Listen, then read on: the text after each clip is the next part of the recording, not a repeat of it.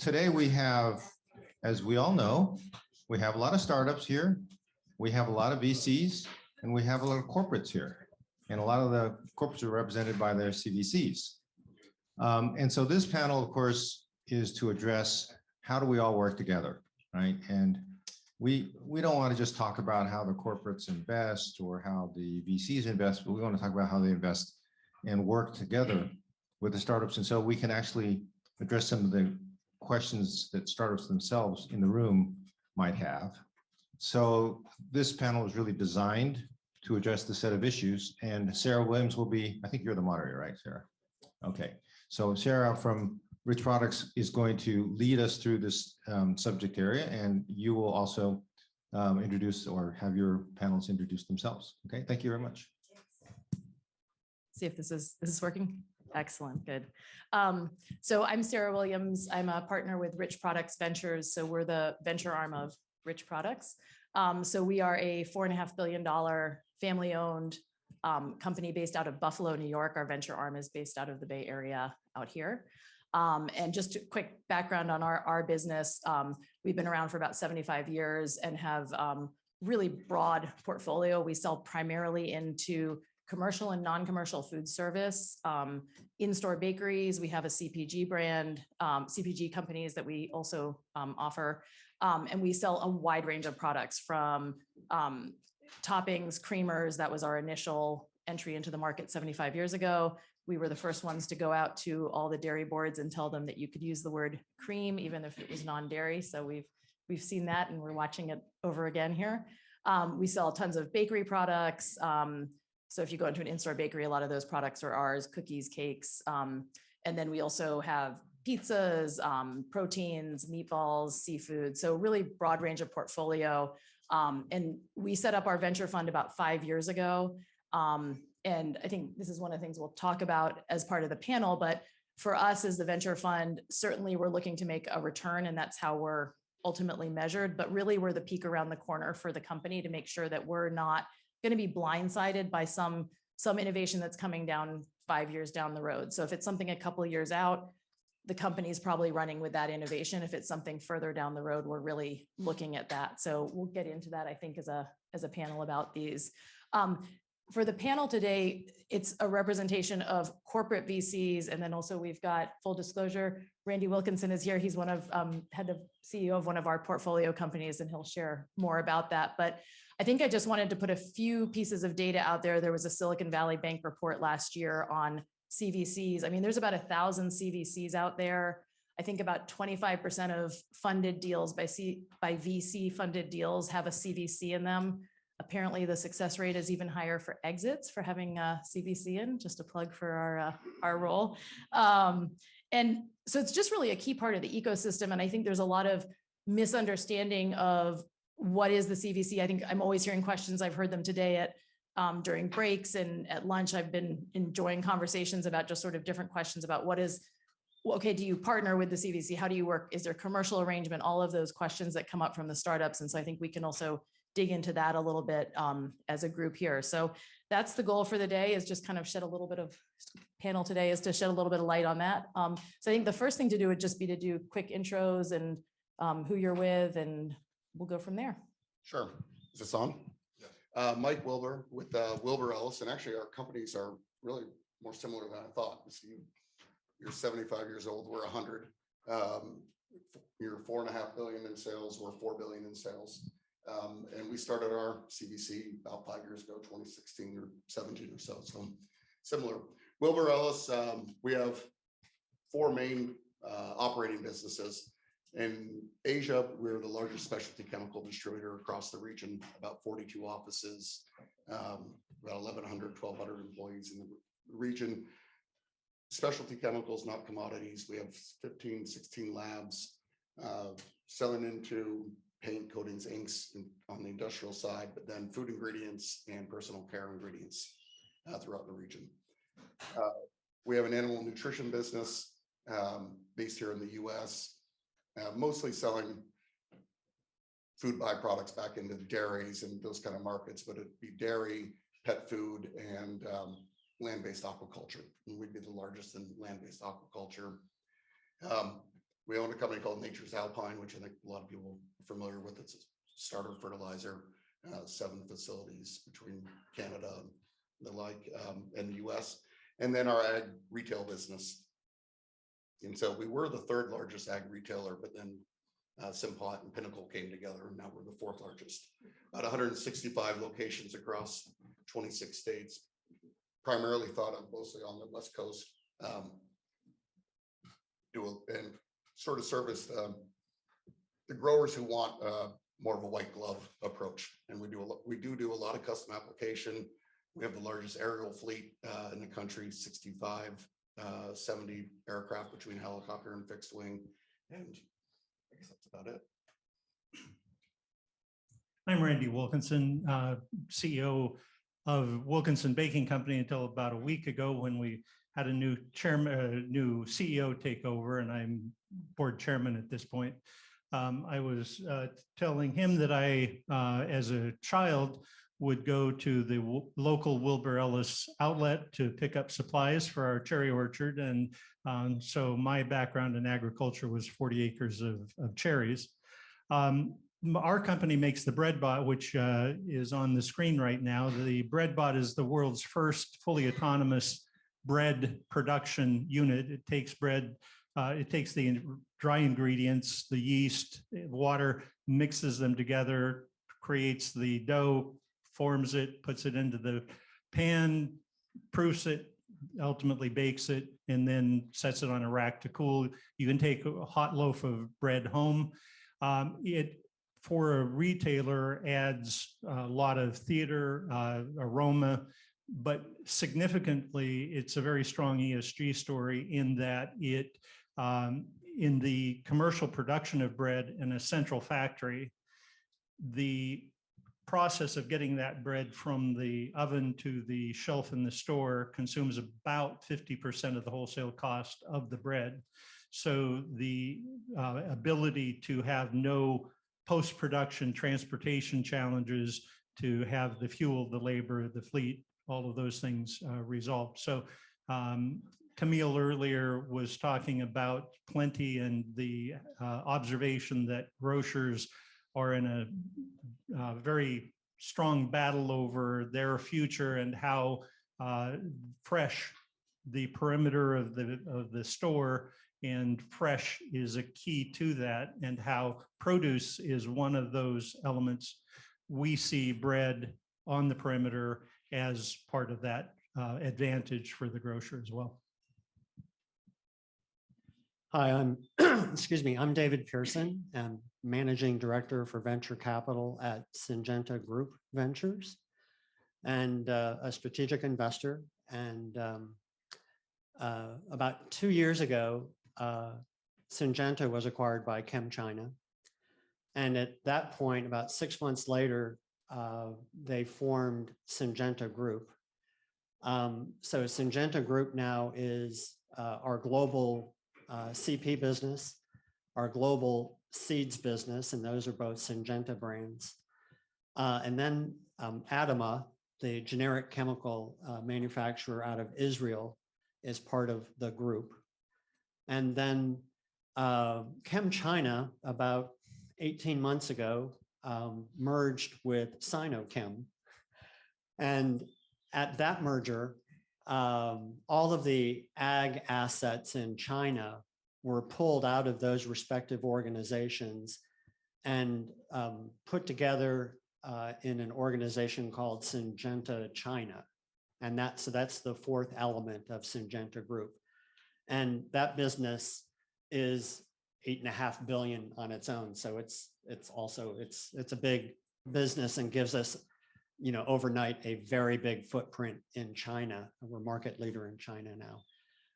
But so our business is everything that you would think: CP seeds, you know, biologicals, but it's also fertilizers. We even have retail outlets, right? So in China, we now have 800 retail outlets. And I think by the end of this year, we'll probably be at 1,200. We're adding them very rapidly. So we're diversified across the value chain, if you will. But so 18, and I tell you this because 18 months ago, we used to be Syngenta Ventures, working with Syngenta, but they pulled us up to the group level. And now we support all 4 of those elements that compose Syngenta Group. And even though we are technically a corporate strategic, I was hired and brought to the group 10 years ago. And my charge was to recreate the practice in the form of an independent financial venture firm, right?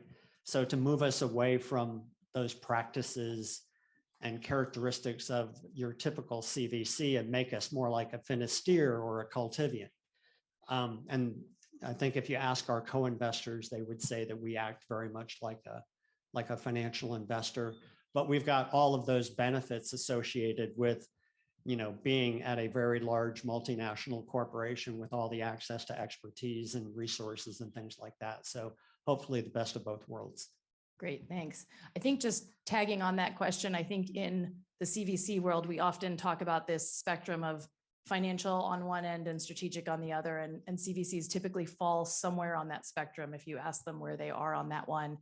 So I want to this question being for, I think, David, maybe you can start on this one since you were just touching on that, and then Mike, and I think maybe even dig in a little bit to what you were saying about those practices that Syngenta wanted to get away from when they set you up with a different mandate and brought you in. Okay. Well, so on that spectrum, we would be right in the middle, right? So we have a dual mandate, and that is everything we invest in should have a strategic rationale for why Syngenta is involved. And that's because when we get involved with a company, we want to be more than just a check, right? Because you can go a lot of places for money. We really want to try to bring additional value to the boardroom and, to the company across a number of different ways. But at the same time, we balance that with requiring a venture capital return. A lot of CVCs, they won't say it out loud, but they'd be happy if all of their deals were, a 1, a 2, or maybe a 3x. And we're a financial VC. We're swinging, for 10x's every time we do a deal. We are believers that this has got a VC-like return attached to it. And what's the second part of your? No, I think that was it in Yeah. terms of just sort of where you guys sit. Sorry. Where you guys sit, and also the fact of why they decided to make that change when they brought you in and said, we want to move away from that. And I think you. Yeah, I mean, another of the big changes was it used to be that all of our deals had to be sponsored by someone internally. And there are a lot of issues with that. I mean, it's just hard as hell for one thing to get a senior executive to sponsor the deals, but then they move, right? They transition up or out or laterally, and you've lost your champion. That's one of the problems. But we moved away from that, right? And that was one of my big arguments was remove the need to do sponsored deals, and that will allow us to look over the horizon farther and do deals where you guys are shaking your heads at us saying, what? I remember 10 years ago, we did a satellite imagery data deal 10 years ago, and the CEO said, what the heck? I mean, and now, I mean, it's everywhere, right? So it gave us that freedom. Go ahead. Sure. So when we set it up, it took us about a year to get rid of the sponsor in one of the organizations too. It just became a total pain in the ass. We looked at, what did success look like? We absolutely want an ROI, but an ROI, a successful business impact, and a positive reputational impact. If the sum of those 3 parts really at the end of 5 years or 7 years was positive, I think we'd look at it. That's a good investment. And like you said, it's looking over the horizon. We're not going to do dumb financial deals. I mean, there's not a lot, just if it's going to help us business wise. What we push those to the businesses and said, if you think it's so great, invest in it from there, not from the venture arm. So we do want to look for the venture returns. That's how we have thought about it. Great. And then Randy, do you want to chime in on from your perspective? I mean, Yeah. I think we have a reputation as a CVC community, and sort of how did you think about it? I know you talked to several, and so how did you think about that when you were? Yeah, so looking for at us, the interesting thing was ours has been a family funded R&D process that, as I said, just we finally have reached the end of, or at least the ability to go to commercial. And through that process, the funding has been family, friends, and LLC form. And shortly after we were at CES and had the good fortune of hitting a massive amount of press out of that event, we weren't looking for money at the time, but we were approached by, got a call from Dench, who a mutual acquaintance introduced us. And the question was, were we interested in an investment? And, you know, we sort of were, but not really. And we weren't ready to go to the full, you know, we weren't a Delaware C Corp at the time. We weren't a lot of things. And what was interesting with Rich, you know, they came and visited, we talked about our vision of it. And what was particularly interesting is that for them as a family company and as a CVC, they were able to respect our current structure and work with us in terms of a structure we were comfortable with the investment, which has, I think they would say, worked out well for them, that the structure, that they had the flexibility of structure at that point to sort of work with us. And we've been working together for about 3 years now, and it's gone well. But I think that flexibility that you guys had was unique to a CVC merging toward a strategic that we probably wouldn't have been able to have from a financial VC at the time. Great, thanks. I think the next area I just want to dive into is sort of, and you alluded to it, and I think we all talk about it when, as a CVC, we don't just invest capital, we're looking to support the companies in other ways. And we, as Rich is, I know we like to really spell that out and be very clear with entrepreneurs ahead of time. This is areas we'll be able to help you with. And also explicitly, these are areas we can't help you with. We're not going to be selling you. And we want to make sure there's no misunderstanding on that. Curious to know in terms of, for your organization, so for Mike and David, what areas do you collaborate with? How do you make that, how do you set up that collaboration? I know you said that you don't necessarily need a commercial sponsor or an executive sponsor. So how does that collaboration happen internally? So for us, we don't need a commercial sponsor, but we will vet in general the product and the company through the organization. And, you know, it's the first litmus test. Is there a market for this? Is there, what's the competition? Are people going to pay for it? And usually they have buy-in. And when we're writing up the investment memo, there's generally feedback from those folks coming into it. We've never made an investment where we made a condition of the investment that they have to do anything with Wilbur Ellis. But in almost every case, at some point or another, when the time is right, we've opened the doors, got them access to the right people who they might not have been able to find. You know, we're not a huge organization, but it can probably still, well, and give them the attention. You know, we have, again, not a huge organization, but we have a lot of priorities and our people in their day-to-day jobs. And hell, we have 26 support groups. And each one of those will have priorities. And so we'll get them to the top of the list where they get in front of the right people who can help prioritize things. And just digging into that a little more, what do you think, just talking examples, like what are areas that they're expecting to get or looking to get help from you from? So depending on which business unit it is and where the stage, like our folks out in Asia, they really don't have the capacity to deal with really early stage things. It's hard for them. But if we can get products and technologies that are really 12 to 18 months before being launched into a market, we can help them with that. Our ag business, you know, we can go a lot earlier. We can put them through field trials. We run all over the country. We can launch products. I mean, so we have a different capacity levels in different areas where, and different groups have different, I guess, expertise. But we'll do all kinds of things. Do you want to take that one? Yeah, so one of my responsibilities is to make connections and introductions. And so, I mean, literally every week, I'm introducing entrepreneurs at a company to stakeholders within Syngenta, and they're usually pretty senior people within Syngenta, who can make things happen. I mean, there's even if we don't invest, I'm still making these introductions because those have more than one occasion. Those have resulted in collaborations between Syngenta and the company that I made the introduction for. But so we don't require, and there are some CVCs that require that, a licensing deal or a collaboration happens at the time of investment.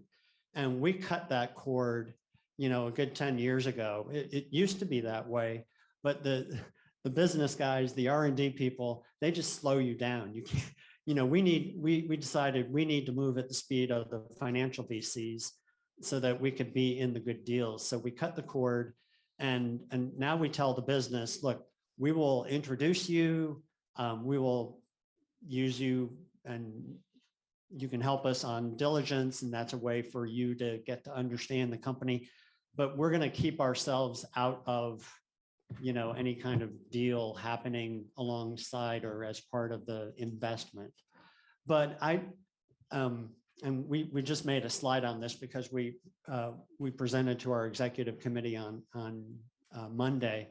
So we currently have collaborations in more than 75% of our portfolio between Syngenta and the portfolio companies.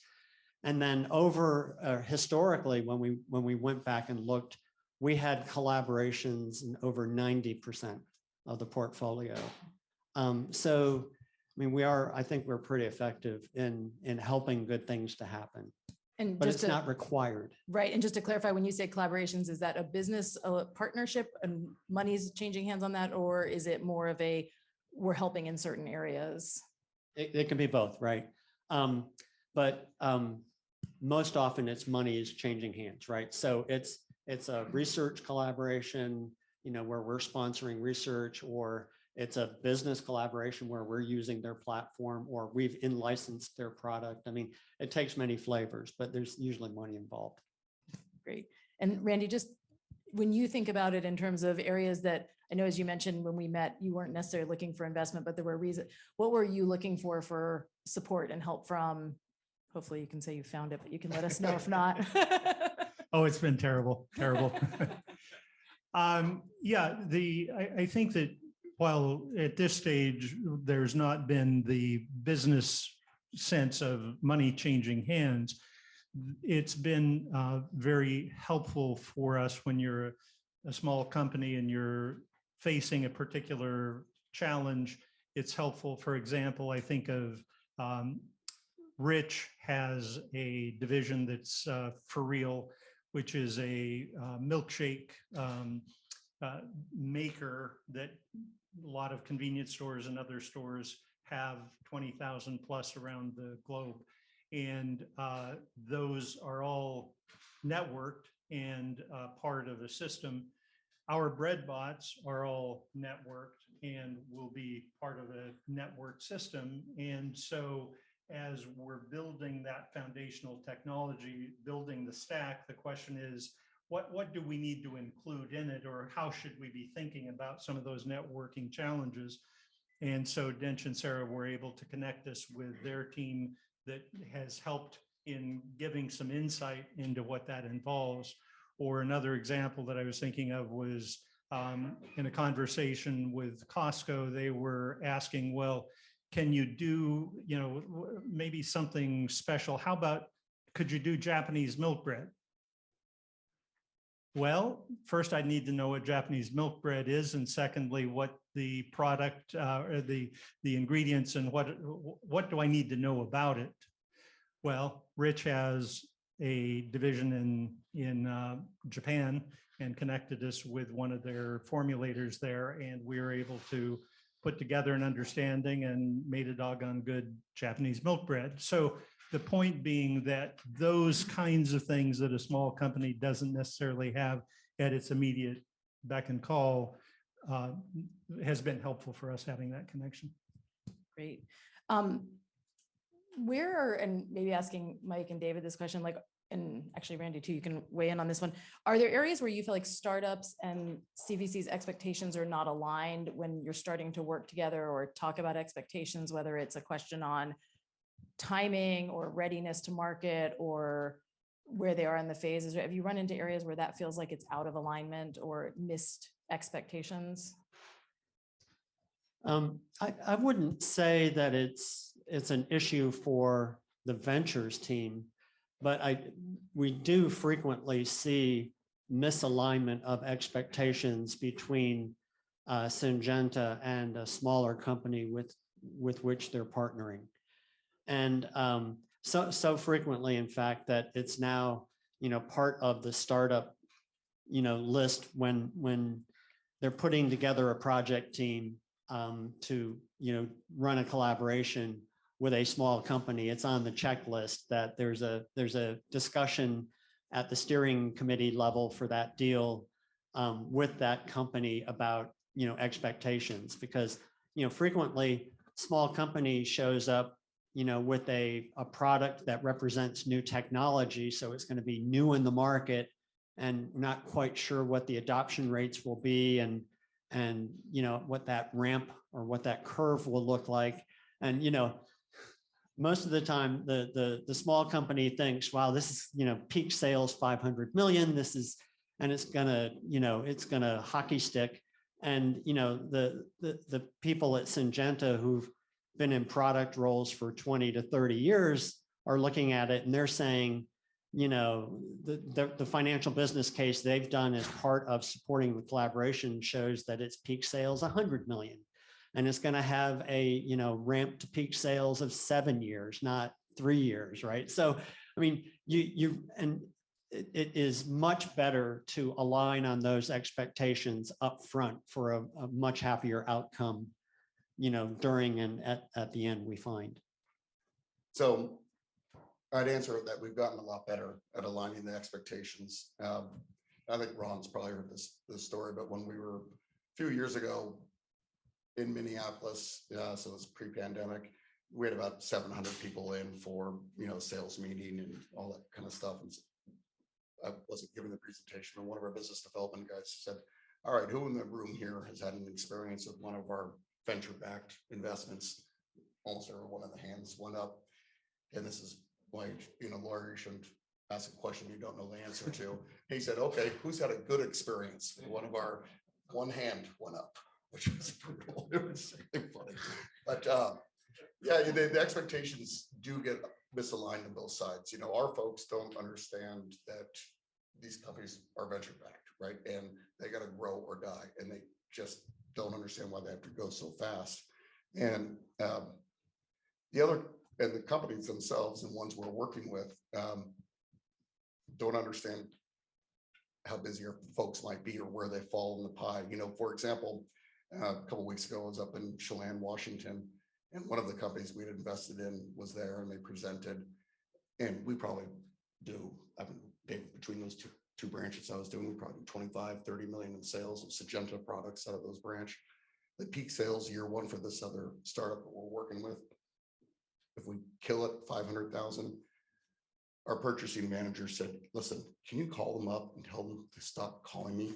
They're wearing me out. I don't hear from the Syngenta guy at all. I mean, this person's just wearing my ass out. And I was like, okay, I'll give them that feedback. So it does go both ways. Yeah, I've got some thoughts on this from a perspective of our experience.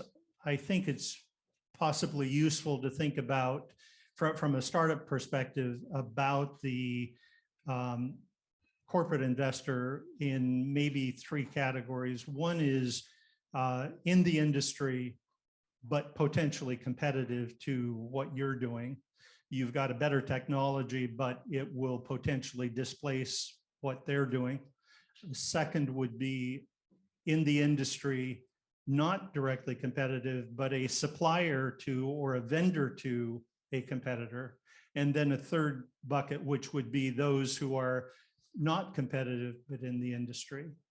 And in our case, Rich Products is in that third bucket where it's not competitive and they are in the industry.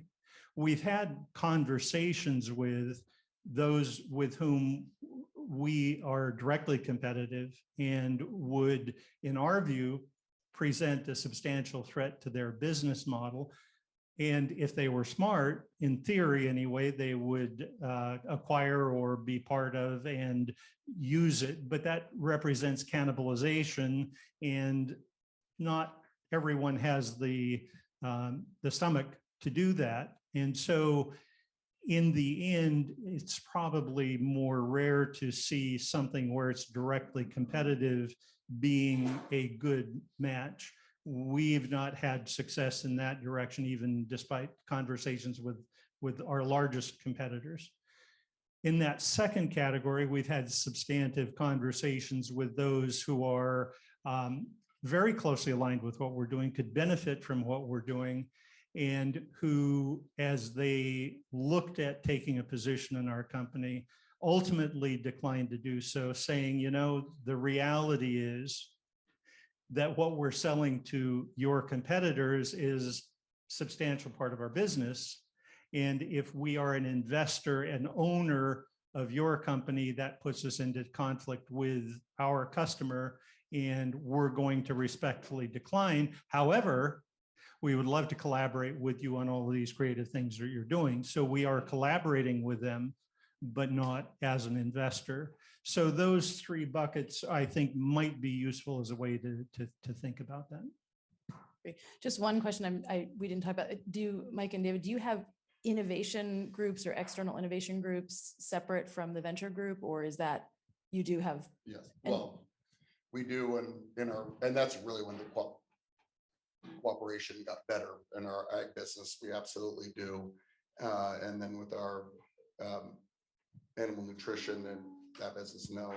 Our business out in Asia, yes, we have a groups, but that one's limited to just food and personal care, not on the industrial side. And are you the funnel for them or vice versa? Goes both ways.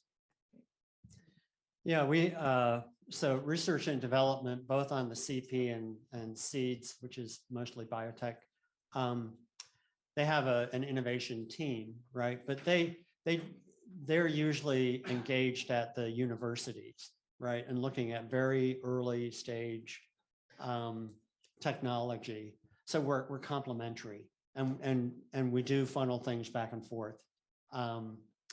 And then our global digital organization also has an innovation team, out scouting, right? But both of these organizations are more like tech scouts, and they don't have a budget to invest or anything like that.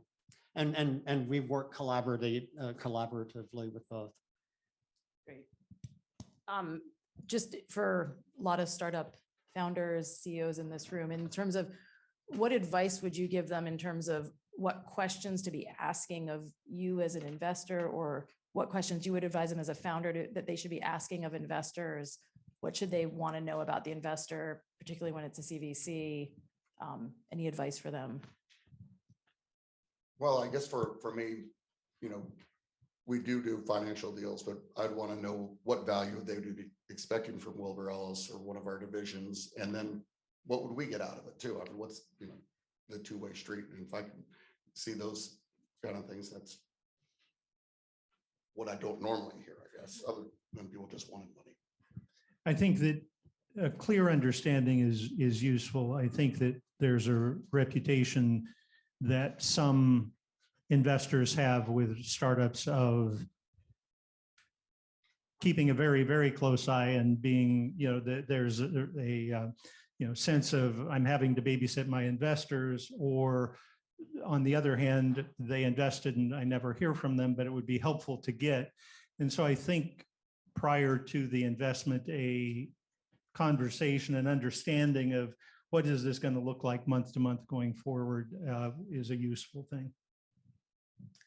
So I've given this advice many times over the years to entrepreneurs, and it is you should be very choosy about who you take money from, because when you think about it, you're essentially getting married, right? Because that investor is going to come into your boardroom and is going to be with you for the ride for the rest of the program, right? How that could be 5, 8 years. And by the way, these are all roller coaster rides, right? So they're going to be good times and tough times. I always encourage entrepreneurs to be an informed shopper, right? So, and I make introductions to my portfolio company CEOs. You know, I'll say, okay, if you want to know what I'm like in a boardroom, you know, these are funds that I've co-invested with. You can call them and ask them how I am in the boardroom. Or, you know, here's a list of my portfolio company CEOs. Why don't you call them up and ask them, you know, what kind of investor that I have been and how our team has been, right? But I think as an entrepreneur, regardless of whether it's a CVC or a financial VC, you should be doing your diligence on them, right? Because it's going to be a long and close relationship, and the chemistry needs to be there, and you need to align on ways of working, and so that, you know, in good times and in bad, you guys can hang, you know, shoulder to shoulder. I was actually going to open it up to questions, to anyone who wants to ask questions.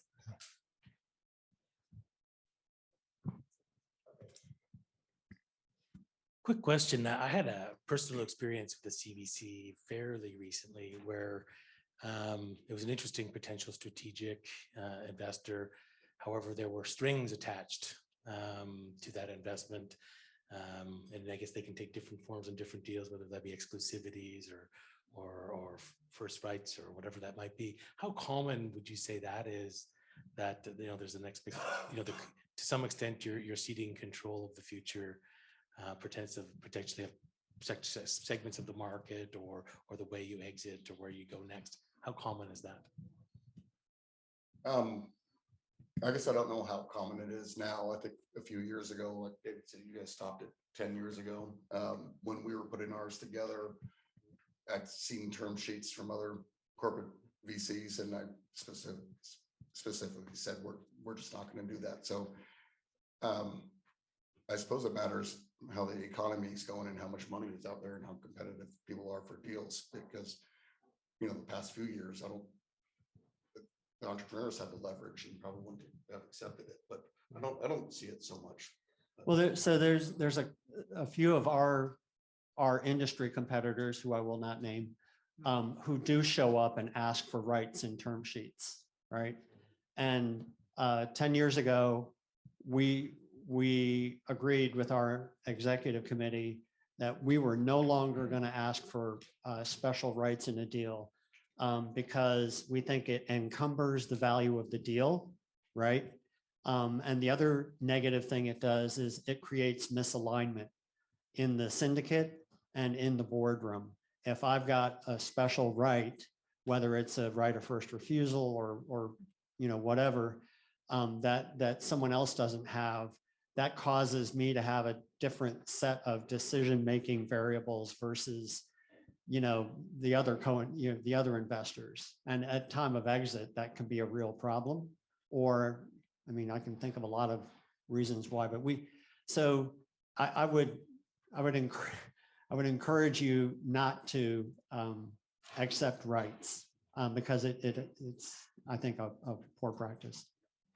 So I have a quick follow-up to that. So can you talk a little bit about not just individual investors, but the mix of investors that is the best for startups, right? So startups, obviously, at least any startup that's attractive is going to have choices.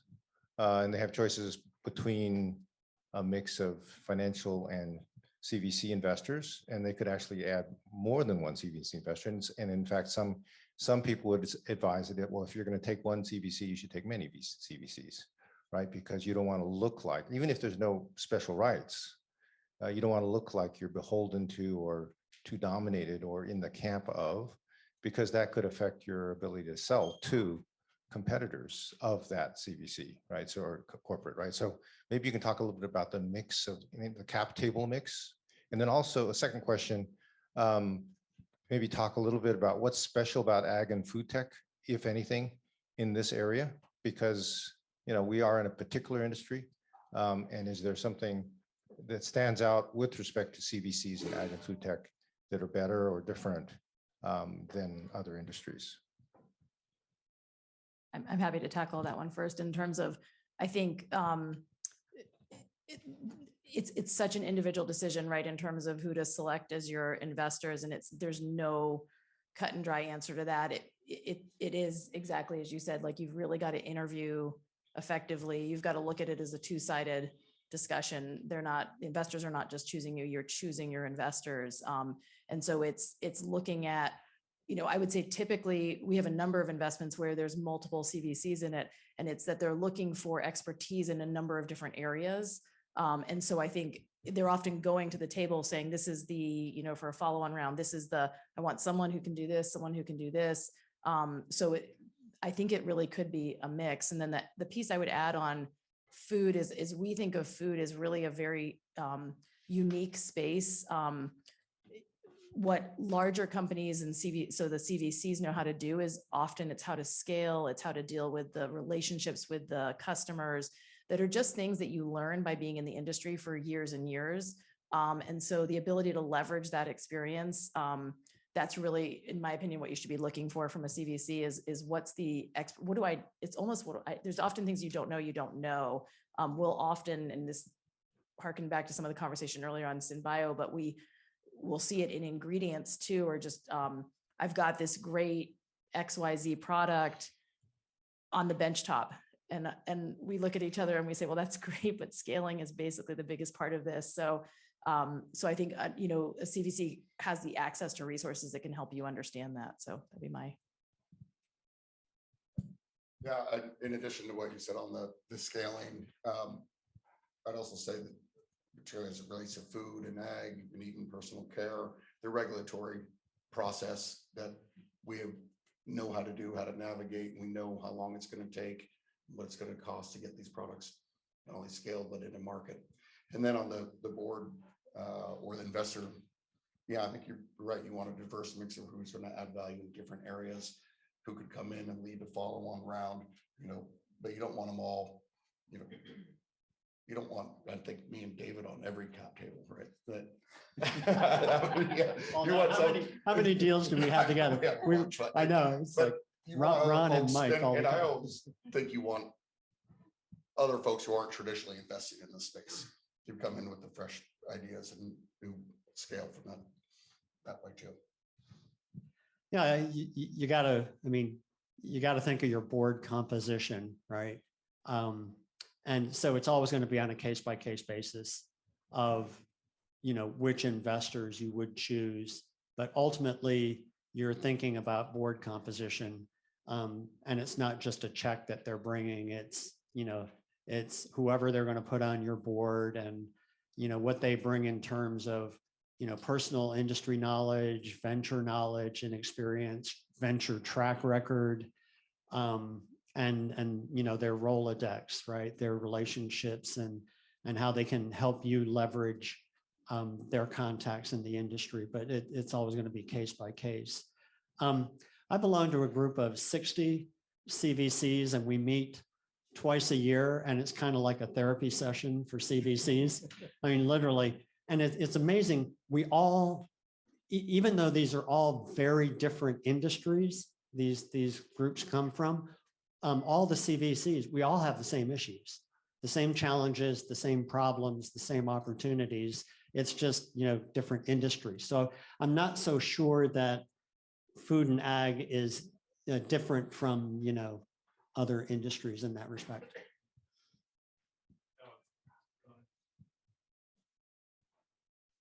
I promised David not to hit him with a zinger, but he goes. But here it comes anyway. Yeah, exactly. So, John Hamer in the last session remarked the party's over. I agree. We've seen, year on year of up and to the right in markets, up and to the right in round sizes, valuations, very entrepreneur friendly terms. Assuming that the next 2 years don't look like that, notwithstanding, supply chain disruptions actually doing great things for commodity prices, farmers are making money. How do the three of you see the next 2 years? Are you on offense or defense? By virtue of the R&D cycle, not so much the timing of the market cycle, we're in a position where our product is, I think, friendly to the inflation story. It's certainly friendly to the fresh and the natural and the local and all of those things. We're not yet highly dependent on capital. We've got about 12 to 18 months of now with the commercial product laying the groundwork on the maintenance standards, laying the groundwork on the logistics, preparing for that, and then also getting the order book in place before we're going out for capital. So we've got a little bit of time before Series A in that regard. But I think that we're in a fortunate position with regard to the current environment, other than the cost of money, which is no small matter. But in terms of the dynamics lining up for us, I think we're in a good position. Sorry about that. So I'm telling all of my companies that next year is going to be tougher on valuations and less friendly on terms, right? So I think terms are going to start to be more investor friendly, as opposed to, they've been very entrepreneur friendly the last several years, and you know, valuations are frothy, and I think that's going to change. Now, there's usually a 9 to 12 month lag from when the public markets turn and when the venture market starts to turn. But there's an interesting thing going on right now that I think is acting in the opposite direction, and that is that venture firms and private equity firms raised records amount of money last year. So, and a venture fund has a deployment window for new deals, right? Typically 3 years. So they're fat with cash right now, and they've got to get it out the door into new deals. So even though I'm telling companies, raise your cash now and figure out how to stretch your runway into 24 on whatever cash you have now, because it'll be tougher next year, you've got this equal and opposite pressure with, you know, all this capital overhang out there that I don't know how that's going to play out.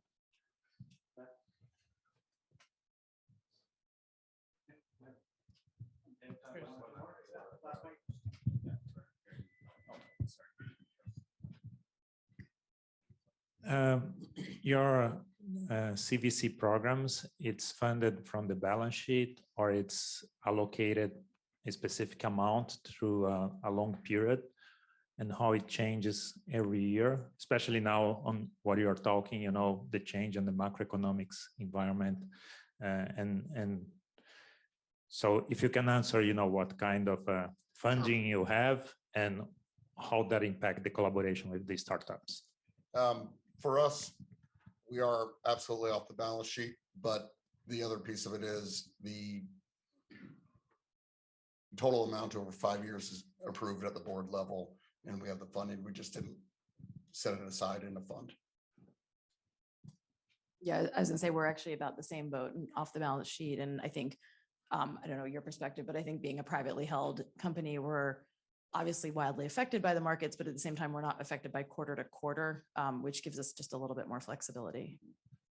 And so we're off the balance sheet too. That gives us a lot of flexibility in terms of check size, because it's driven by how compelling the deal is in front of us in terms of what we can do. And our executive committee has told us that we're uncapped in terms of what we can spend or what we can invest, right? So if a big deal comes around where we want to put, you know, $30+ million in a single check, we've been told we can do that. Now last year, our revenues were almost 29 billion, right? So the numbers we're playing with are rounding errors of rounding errors, right? So we can get away with it because it's kind of. We all heard that David has told all the startups and he has infinite cash. Bring me your deals. Let's talk. I've got my checkbook. I think that, thanks, everyone. Appreciate it. Yeah.